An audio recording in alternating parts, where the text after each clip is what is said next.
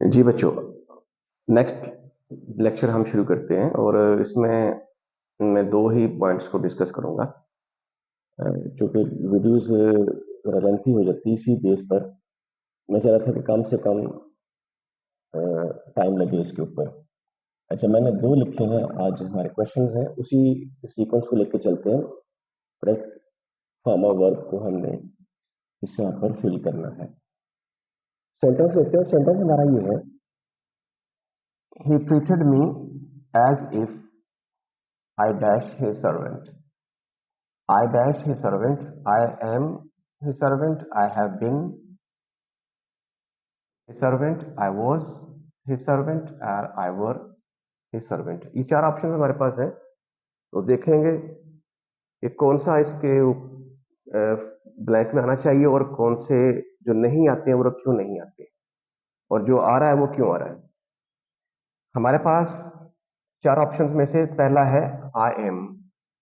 अच्छा, अगर हम इसको फिल करने से पहले इस सेंटेंस की जरा मूड को देख लें, ये किस मूड में है।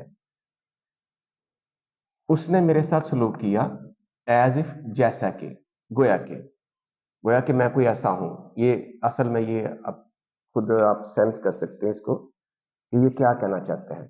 और ये जो है, ये जो आई है, इट मीन्स कि ये जो सब्जेक्टिव केस है, ये यानी कि वो खुद ही बंदा एक बात बता रहा है किसी को कि उसने मेरे साथ ऐसा सलूक किया जैसे कि मैं कोई ये हूं।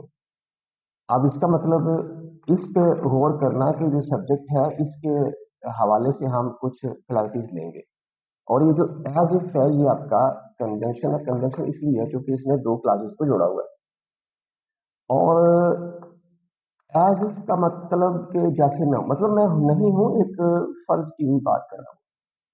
यानी किसी ने ऐसे कह दिया जबकि मैं ऐसा नहीं था, तो इट मीन्स कि ये सपोजिशन है आपकी, सपोज किया हुआ है, सपोजिशन है, सपोज किया कि शायद, या इसको हम कंजंक्शन कहते हैं, कंजंक्शन।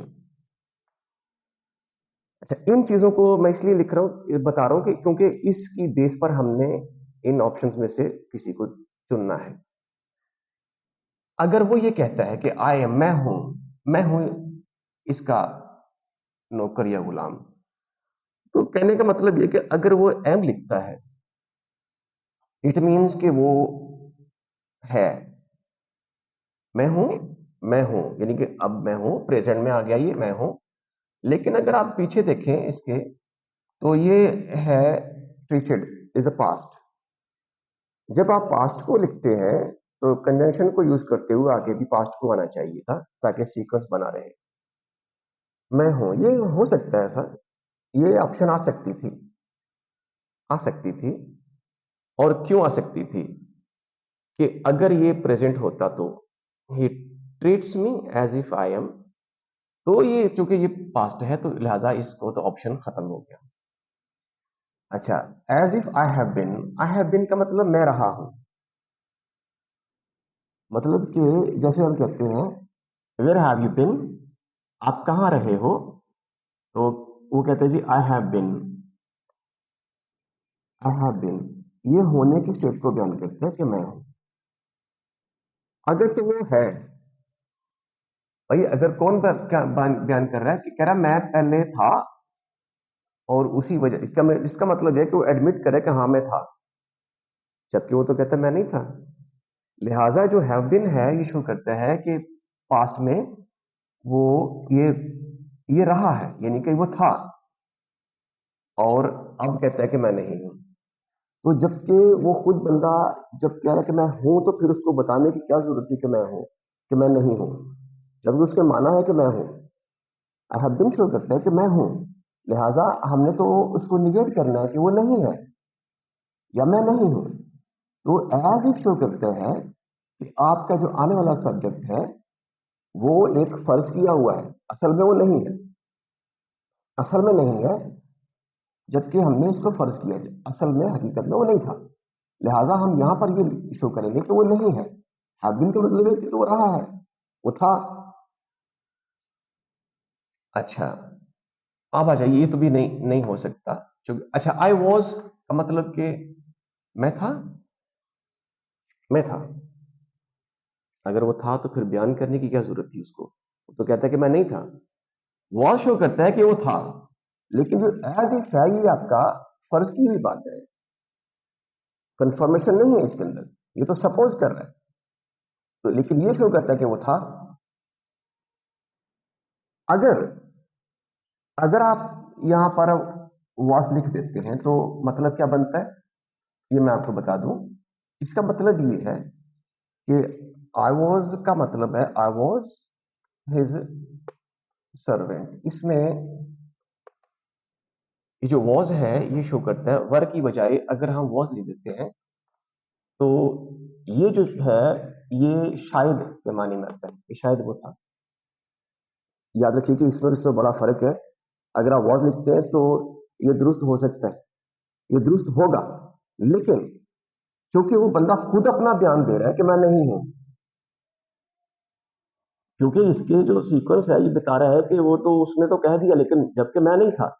तो यहां शो होता है कि ये आप जो वाज अगर लिख देते हैं यानी कि वाज आ सकता है, आ सकता है अगर ये खुद बयान ना करता तो, क्योंकि ये खुद बयान कर रहा है तो कैसे हो सकता है कि वो खुद ही अपनी एक गलत चीज को एडमिट कर ले। तो ये बंदा जो है ये कह रहा है कि मैं तो नहीं हूं, लेकिन वाज शो करता है अगर आवाज लगाते हो तो ये करेक्ट होगा, लेकिन इसकी वजह से वो करेक्ट नहीं है, क्योंकि वो खुद है। अगर कोई और होता तीसरा बंदा दूसरा बंदा तो वो हम उससे कह सकते थे ये बजाते खुद वो बयान दे रहा है कि वो नहीं है।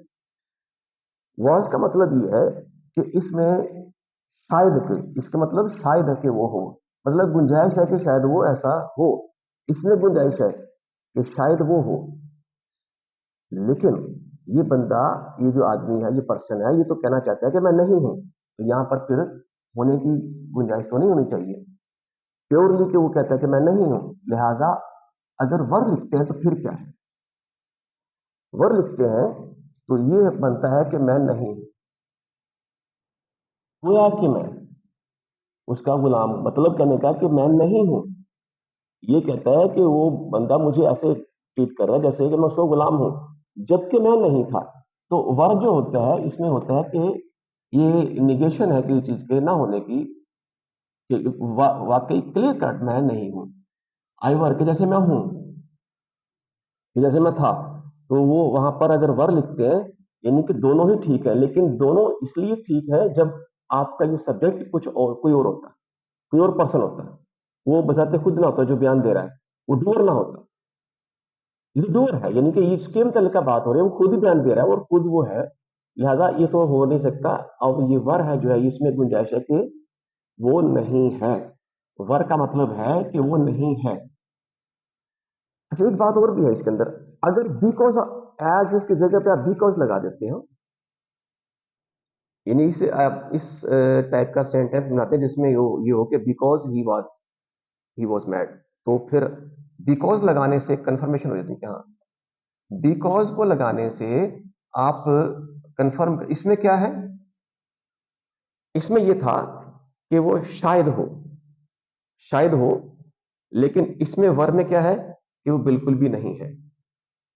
और बिकॉज अगर लग जाते हैं, कंजंक्शन बिकॉज लगा देते हैं तो फिर मतलब बनता है कि ये है, ये वाकई है, इसमें श्योरिटी है, इस वाकई ऐसा ऐसा ही है, उसके जो भी है वो सही है। ये था, तो हमारे पास जो ऑप्शन आई है वो आ गई है fourth work, if I were his serve, जैसे मैं उसका गुलाम हूं। तो क्यों है ये, क्यों नहीं है, ये सब मैंने कोशिश की है कि आपको बता दूं कि ये वजह क्या है, वजूहात क्या थी इसके ना होने की और इसके होने की क्या वजह थी। वर इसका करेक्ट आंसर है, क्योंकि वो नहीं है। वर क्योंकि ये कंजंक्शन है, सॉरी, एक आपने वर्ड सुना है, ये कंजंक्शन तो ये है ना, ये जो है सब्जेक्ट वर्ब डिसएग्रीमेंट जो होता है, यानी कि आई के साथ वर होना चाहिए था, ये जो है ये वर कहलाता है, ये दोनों ये कहलाते हैं सब्जेक्ट वर्ब डिसएग्रीमेंट, यानी कि हालांकि आई के साथ वॉज आना चाहिए था। अगर आप आम रूटीन में सेंटेंस लिखते हैं तो आई के साथ वॉज आता, वर्ब तो नहीं आता। लेकिन ये जो है वर्ब, ये है, इसे कहते हैं सब्जेंटिव। ये मैं इसमें डिस्कस करूंगा, लेकिन बाद में सबजंक्टिव केस है ये, सबजंक्टिव केस है ये। सब्जेक्टिव तो आपने पढ़ा होगा, लेकिन ये वर्ड शायद आपके लिए नया होगा। सबजंक्टिव केस है ये, आई वर्क, यानी कि सब्जेक्ट और डिसएग्रीमेंट के साथ। तो ये इसका करेक्ट आंसर था। आगे चलते हैं। Next is she hopes that she dash her child. अब फाइंड के मानी सब में आ रहे हैं कि आप तलाश करने के, इसको उम्मीद है कि वो अपने बच्चे को जो गुम हुआ उसको ढूंढ लेगी। अच्छा, इसमें शी होप्स का मतलब ये होता है कि वो उम्मीद करती है, उसे उम्मीद है कि वो फाइंड कर लेगी अपने बच्चे को। मुमकिन है कि वो खोया हुआ हो, गुम हो, और वो उसको तलाश कर रही है। अब हमारे पास चार ऑप्शंस हैं। यहां आप देखते हैं प्रेजेंट है, और आगे चल के देखते हैं वर फाइंडिंग का मतलब यह है कि वो ढूंढ रही थी। शी वर फाइंडिंग, वो ढूंढ रही थी अपने बच्चे को, लेकिन यहां तो उसको उम्मीद है कि वो ढूंढ लेगी। अगर आप इसका अपना सीक्वेंस देखें, इसका जो होप्स का मतलब कि अभी उसको उम्मीद है, यानी कि काम हुआ नहीं है और अनकरीब शायद हो जाए, उसे उम्मीद है कि ऐसा हो जाएगा। तो हम आमतौर पर प्रेजेंट को यूज करते हैं, जो सेकंड क्लास होता है उसमें हम फ्यूचर को यूज करते हैं। ये हमें इसका, लेकिन अगर आप वर फंडिंग, तो ये तो बिल्कुल ही आउट ऑफ द वे है, ये बिल्कुल भी यहाँ पर सूट नहीं करता, क्योंकि वर का मतलब पास्ट है, वो ढूंढ रही थी पास्ट में, और उसका पास्ट में काम खत्म, अभी प्रेजेंट में उसका कोई कोई तुक नहीं बनता। तो ये जो होप्स है ये शो करता है कि अभी प्रेजेंट है, और प्रेजेंट में रहकर वो एक इरादा कर रही है, एक बयान दे रही है कि अभी कि वो ऐसा कर लेगी। तो ये तो फ्यूचर का तो हमें कंफर्म है, लेकिन देखते हैं ये वर्क फाइंडिंग जो है वो नहीं आ सकता, क्योंकि ये पास्ट है और पास्ट में कोई काम खत्म हुआ। वर्क फाइंडिंग ढूंढ रही थी, यानी कि अब ढूंढ नहीं रही है। पास्ट में ढूंढ रही थी, अब नहीं ढूंढ, लेकिन अब तो उसको उम्मीद है कि वो ढूंढेगी। अच्छा, फाइंड्स क्यों होती, क्यों नहीं है, यह है, देखते हैं। शी होप्स दैट, अब आपने दैट क्लॉज लिख दिया है, तो दोनों ही प्रेजेंट में आप दोनों ही प्रेजेंट में आप इसको देख रहे हो कि ये भी प्रेजेंट है और ये भी प्रेजेंट है। तो हम पहले पढ़ चुके हैं कि अगर आप एक क्लास को प्रेजेंट में लिखते हैं तो दूसरे को फ्यूचर में लिखना चाहिए, क्योंकि वो एक इरादे की बात कर रहा है।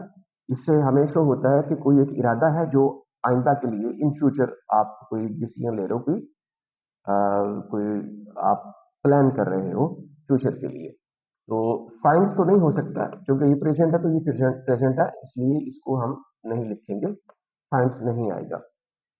अच्छा, बाज़ बाज इंग्लिश मैंने कहा था ना कि ये कोई लीनियर प्रोसेस नहीं है, ये लीनियर प्रोसेस नहीं है, ये इसमें वेरिएशन बहुत ज्यादा है, लम्हा लम्हा बदलता है ये।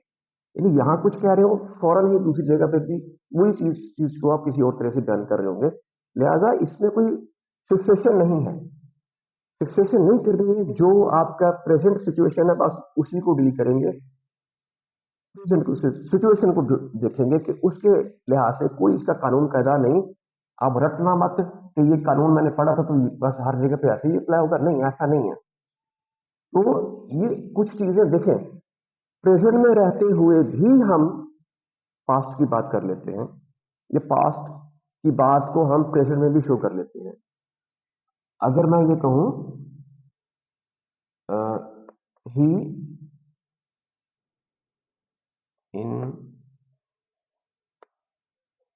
inaugurated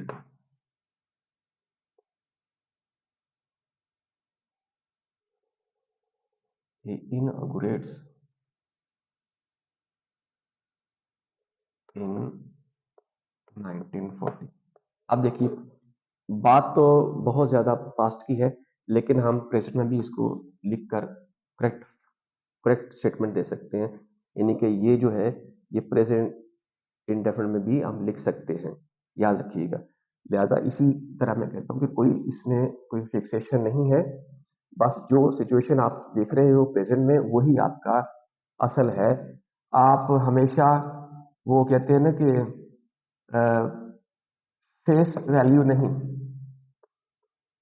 नहीं, फेस को मत देखिएगा बल्कि उसकी प्लेस को देखिएगा, तो प्लेस उस वक्त क्या हुआ उसके साथ, सिचुएशन क्या थी जो आप जिसको डील कर रहे हो, वहां पर क्या है।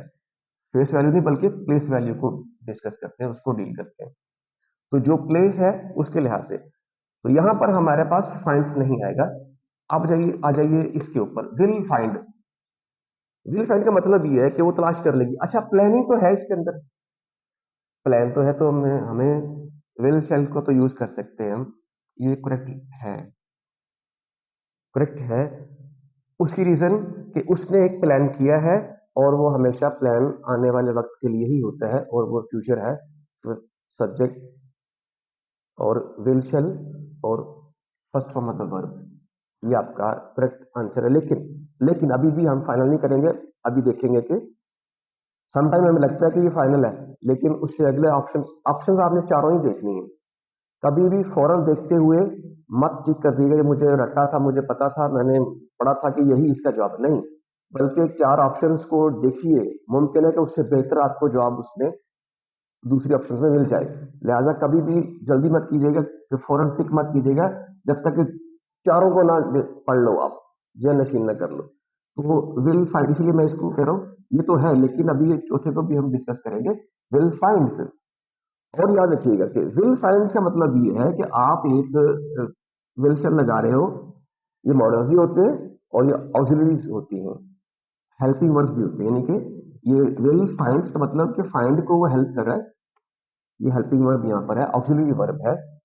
और इनको अलग अगर करेंगे तो ये आपका मॉडल वर्ब्स भी कहलाते हैं।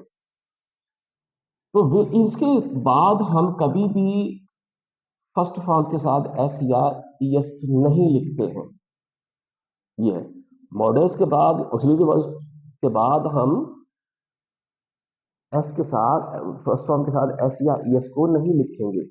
तो ये तो बिल्कुल भी गलत हो गया। तो आपके पास बचा है विल फाइंड। तो she hopes that she will find her child. और ये पहले भी डिस्कस कर चुके हैं कि अगर एक पार्ट आपका प्रेजेंट में, तो दूसरे को फ्यूचर में ही आना चाहिए, उस अकॉर्डिंग टू सिचुएशन। ये नहीं कि हर दफा ही ऐसा हो, अकॉर्डिंग टू सिचुएशन हम ये बात करते हैं। तो उम्मीद है कि आपको कुछ कुछ कुछ चीजें समझ में आ गई होंगी, क्लैरिटी होगी बच्चों। नेक्स्ट टाइम और ऑप्शंस के साथ और क्वेश्चंस के साथ लेकर हम और क्वेश्चन हम हाजिर होंगे इंशाल्लाह। Thank you, Allah Hafiz.